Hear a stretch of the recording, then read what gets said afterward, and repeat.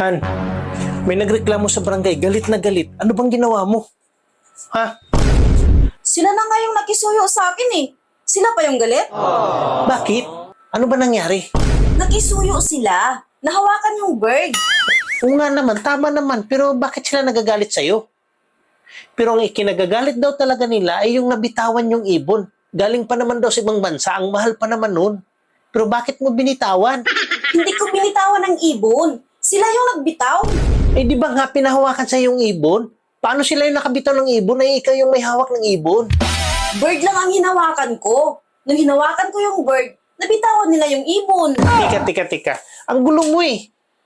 Hawak mo na yung bird, di ba? Oo. Eh paano nila nabitawan yung bird? Eh ikaw na nga yung mismong may hawak. Hindi. Ang ibon hawak nila.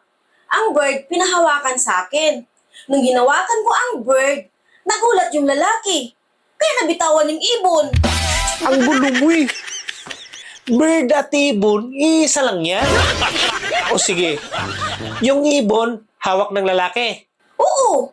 Ang bird saan naka-location bago mo hinawakan? Sa ilalim ng brief. Bird yun, di ba?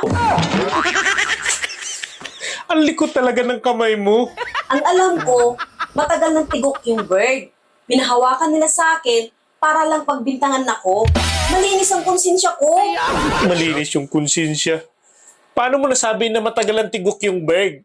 Matigas na eh.